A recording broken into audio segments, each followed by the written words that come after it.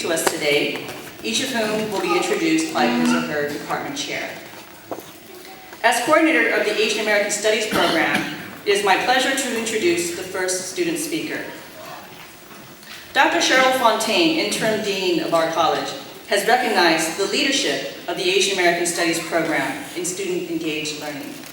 In fact, she has said that the ethnic studies departments and programs are the best on campus at doing community engagement activities.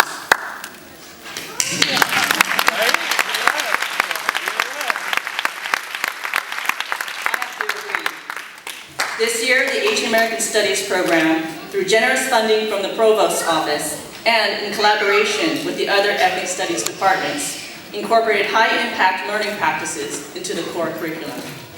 These high-impact practices included community engagement, tutoring, and peer mentoring. This year's student speaker for Asian American Studies served as the lead tutor and mentor for 7 classes on this project. Through his involvement, students of ethnic studies were able to engage more deeply and meaningfully in self-development and community-based learning. As coordinator of Asian American Studies, it is my great pleasure to recognize and introduce our graduate speaker, Kent Marume.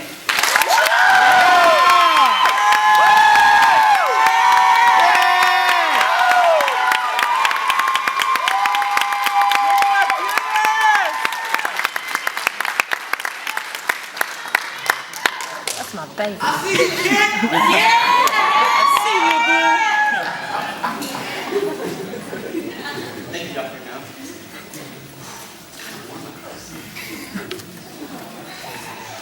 Good morning, and congratulations to my fellow graduates, faculty, staff, family, and friends. It is a great honor and a privilege to stand before you today. My name is Kent Marume. I consider myself a 4th generation, or Yonsei, Japanese American from Southern California. I'd like to take a moment to thank my parents for their support and guidance. I would not be here today without them. Also, thank you for your sacrifices in ensuring a quality education for your children. Mom and Dad, without your support and guidance, I would not be here today. I'd like to thank my grandparents for their bravery and perseverance, for you have shown me the value of mental tenacity and spirit. To my sister Casey, thank you for your time and your commitment to ensuring your little brother's educational success and happiness. Thank you to my friends for your honesty and support during my journey through college. Thank you to Dr. Liza No, Dr. Eric Reyes, Dr. Fujita Roni, Dr. Tuan Nguyen, Dr. Jennifer Yee, the Asian American Studies faculty. Without your guidance and mentorship, the Asian American Studies program would not be the warm and welcoming program that it is today. To the other ethnic studies faculty, thank you for your dedication and commitment to ensuring the success of your students and the campus community. To the H314 family, Sonia, Monica, Ashley, Kathy, Janet, Yvonne, and Damien.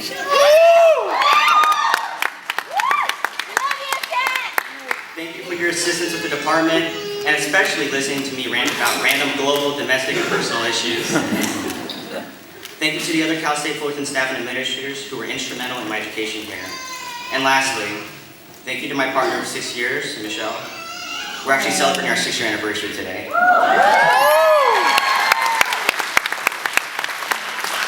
Your support and open ears have shown me love and compassion, especially when I go on about decolonization and the various forms of privilege. This is my story, and in some ways it could be yours too. I came to Cal State Fullerton as a psychology major, soon learning that I was one of thousands in the psychology department. I felt like a number and just another psych student. I found my love for academia through Asian American Studies when I took my first ethnic studies course in the fall of 2010, Asian American Studies with Dr. Tuan Nguyen. Like most students in ethnic studies, I enrolled in this course to fulfill a general education requirement without knowing what the class was truly about. On the first day, Dr. Tuan Nguyen read through the roll sheet. Upon reading my name, she looked up, scanned the room, and said, "Kent, how would you like me to pronounce your last name?" Surprised, I looked up. I thought for a second and replied, "Marume, please." This single event taught me the value of having a professor who shows compassion for their students and also the concept of name and identity. Because you see, up until this point, I had pronounced my name by flattening the R, Marume or Marumi. Both forms butchering my name and in turn taking away a piece of me and my identity. learned about the legacy and weight that Japanese Americans carry with them. As I said before, I'm a Yonsei, which means that my immigration history dates back to the late 1800s with my great-grandfather. As a Yonsei, it is not only my job to teach others about my family's history, but to ensure the wrongdoings done to American citizens, like my grandparents, who were stripped away of their civil rights and forced into prison camps in 1942, will never happen again. These ideas of weight and legacy stem from the ethnic studies classroom. For me, the Asian American Studies classroom is not only a space for academic learning, but a space for personal growth and development. This space allowed for a dialogue of self-reflection and a means for us as students to develop our own narratives. And for this, there are some important lessons I have learned. We must use our identities as a means for understanding the importance of our narratives. My story is unique in some ways, but in others, I share many similarities with all of you. We have all faced struggles and discrimination where others haven't. And all of us have overcome obstacles from which we have learned more about ourselves. As ethnic minorities in this millennial generation, we have a great duty to ourselves, families, and future generations to explain the significance of our presence here. We all have some form of privilege, but to realize what that privilege is, but to realize what privileges we have and to understand how to use them is pivotal in moving our society forward. I encourage each and every one of you to reflect on you and to reflect on the needs of your communities. For these are the stepping stones towards steering our communities onward as we see fit. So what I'm trying to say is, don't let people butcher your names and keep your identities close. To the graduating students and non-graduating students, please take the lessons and stories you have gained here and use them as a foundation for the next chapter in your life.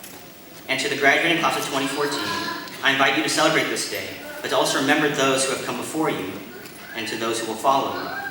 And as we leave here today, know that we will encounter obstacles in the future, but recognize that our narratives and our identities are our greatest tools to defining our successes. Congratulations to the class of 2014.